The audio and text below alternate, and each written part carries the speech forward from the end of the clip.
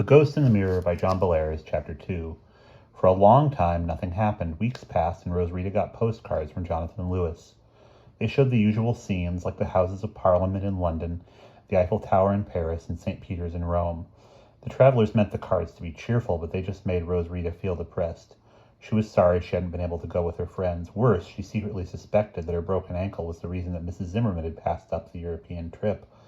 As for Mrs. Zimmerman, she was acting stranger and stranger. Sometimes Rosarita would get late-night calls from her friend, but Mrs. Zimmerman's conversation was weird and disconnected. Rosarita just couldn't make much sense out of it. When Rosarita asked about the nightly visions, Mrs. Zimmerman either fell silent or changed the subject. Since Mrs. Zimmerman was usually level-headed and calm, the change alarmed Rosarita. And whenever Rosarita went over to Mrs. Zimmerman's house for backgammon or chess, or just for conversation, it was not much fun. Mrs. Zimmerman's mind was not on games or on anything else that Rosarita could understand. It was somewhere far, far away. In the middle of July, Rosarita's cast came off, and she found that she could limp around pretty well. One evening, when she was at Mrs. Zimmerman's house, she saw her friend's old battered leather suitcase sitting in the front hall. It was dusted and clean, ready to be packed.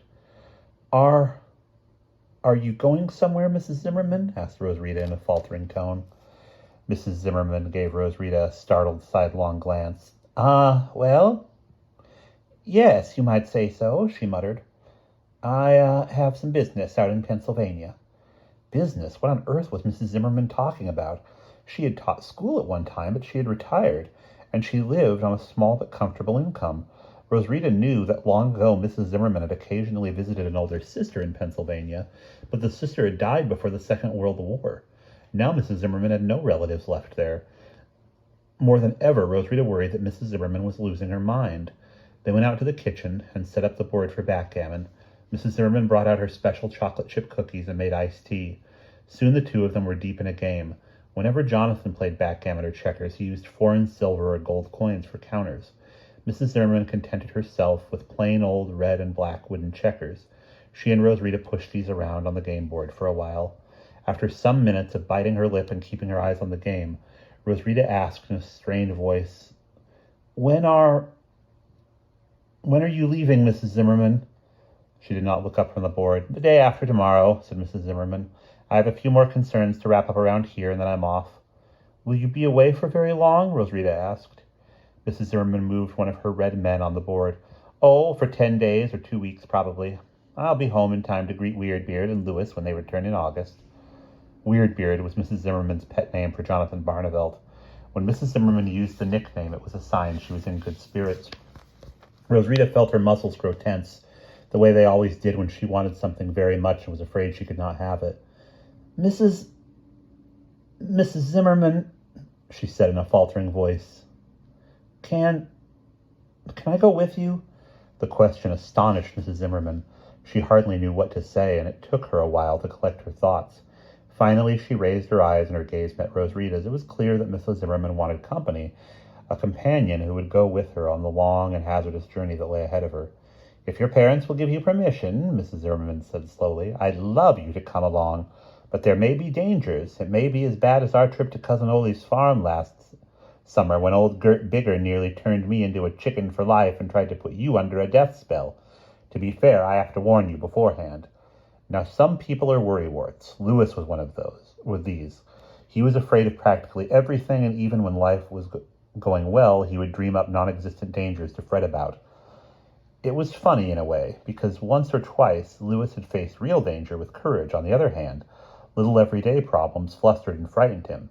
However, Rosarita was not like Lewis at all. She saw danger more as a possible adventure than a threat. Despite Mrs. Zimmerman's warning, she remained unruffled. Her level gaze met Mrs. Zimmerman's. If there's trouble, she said quietly, I'll share it with you. I'm your friend through thick and thin. Mrs. Zimmerman smiled warmly. To the bitter end. We'll see the bad times out and the good times in. Shake on that, Rosarita poet, she said. Very well. I'll pick you up at 8 a.m. sharp the day after tomorrow. Have your bags packed and ready to go, okay? The next day, Rosarita went to work on her parents. It didn't actually take much persuading. Mrs. Pottinger thought Mrs. Zimmerman was a solid, reliable person. Oh, she acted a bit stern, but that was normal for a retired school teacher. Mrs. Zimmerman's no-nonsense air reassured Rosarita's mother. She knew that her daughter would not do anything rash while under her supervision, and although Mr. Pottinger had been known to call Mrs. Zimmerman the town screwball, Rosarita could win her father around with a little pleading. And besides, as Rosarita reminded her mother, this little excursion to Pennsylvania would be educational. It would also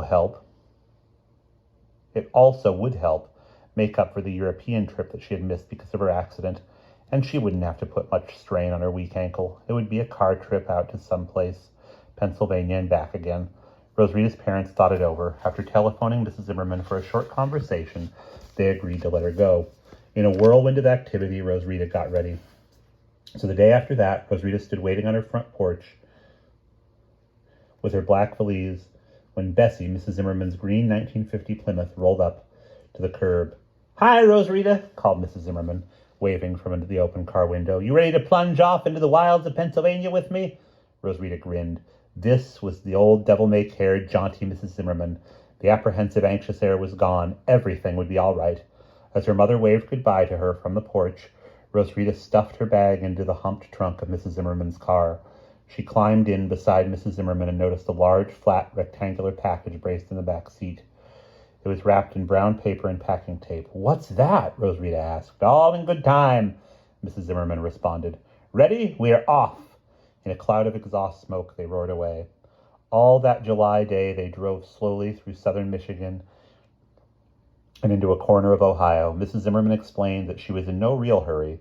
They would just enjoy the trip as they went along, and so they took their time.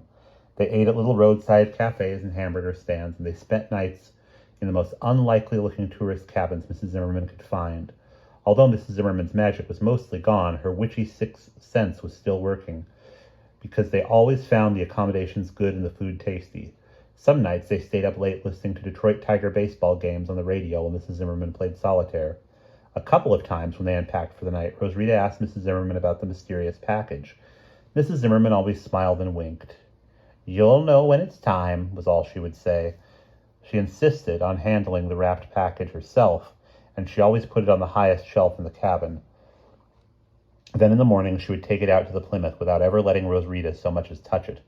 Mrs. Zimmerman's mysterious teasing exasperated Rosarita in a happy sort of way. It was a little like having Christmas packages wrapped and lying in plain sight, with no shaking allowed. Finally, they came to the Cumberland Mountains in Pennsylvania. The Cumberlands are low mountains covered with trees. Engineers have blasted long tunnels through them, and the tunnels are lined with whirring fans that suck out the exhaust smoke of the cars and trucks roaring through. The tunnels are lighted, of course, which makes them less spooky. Still, Rosarita was always happy when she saw the glimmering crescent of light at the far end. It meant that another cavern in the mountains was almost past. The scenery around them began to change. They had been passing farms the whole way, but the farms of Ohio were like the ones in Michigan. Most of them grew corn and wheat, and tractors hummed out in the fields. The barns were red and steep-roofed, and on their sides they bore painted advertisements for things like mail-pouch chewing tobacco. Once they reached the Cumberland Mountains of Pennsylvania, they drove past smaller farms with huge red barns that often had odd, bright-colored decorations painted on their sides. These were usually circles, and in the circles were teardrops, five-pointed stars, hearts, flowers, or staring eyes. Mrs. Zimmerman explained that these were hex signs. Some Pennsylvania farmers were superstitious. Barns with hex signs painted on their sides supposedly warded off bad luck, like lightning or fire and the evil spells of witches. Rosarita wanted to know more. When they stopped for the night, she asked Mrs. Zimmerman to tell her about the farmers and their beliefs. It was the fourth evening of their trip. Rosarita and Mrs. Zimmerman were staying at Duchmacher's Motel,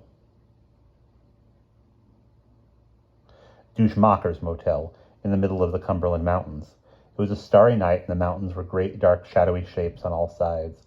As they sat on the screened porch of their cabin, Mrs. Zimmerman talked about the Pennsylvania Dutch. "Don't let the names fool you," she said. "Don't let the name fool you," she said. They are really Germans."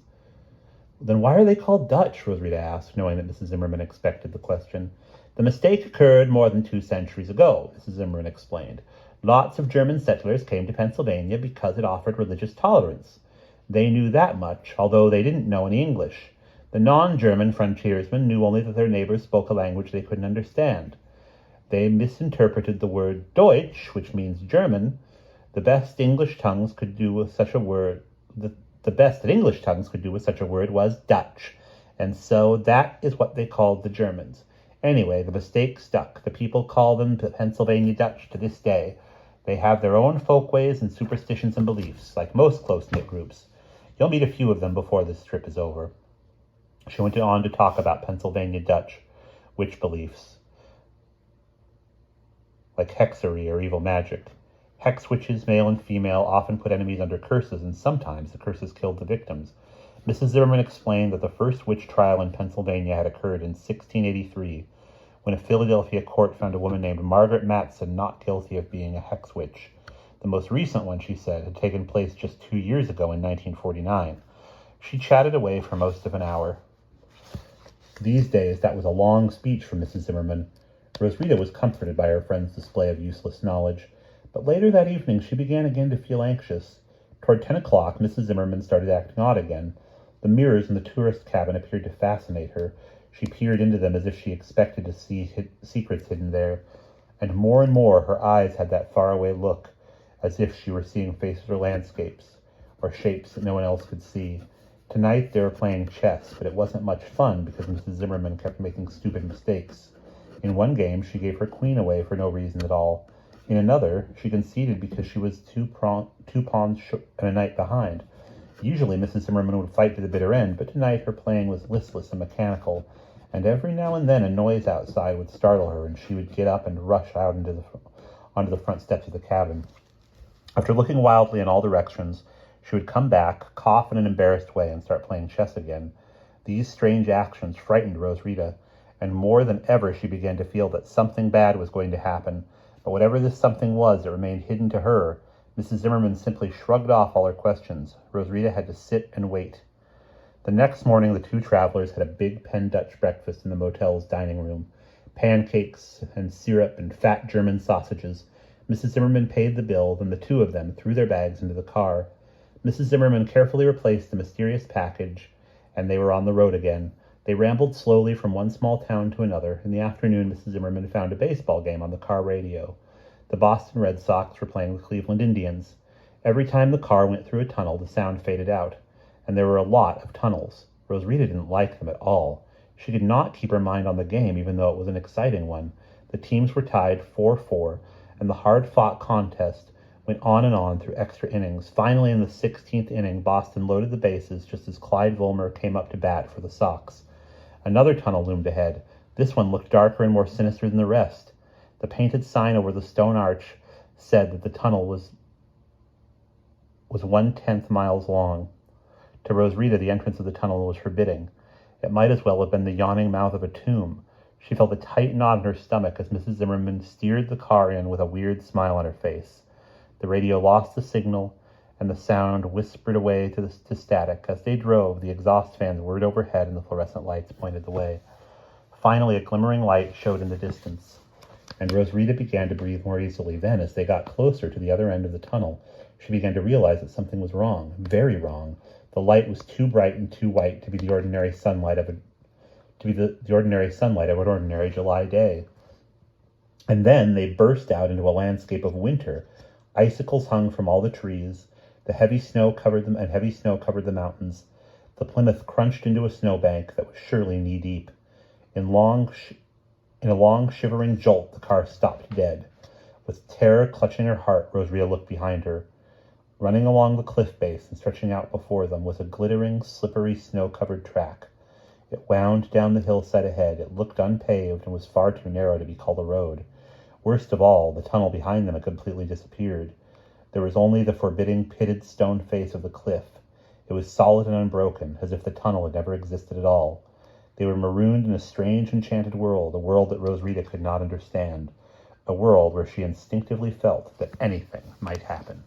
And that is the end of Chapter 2.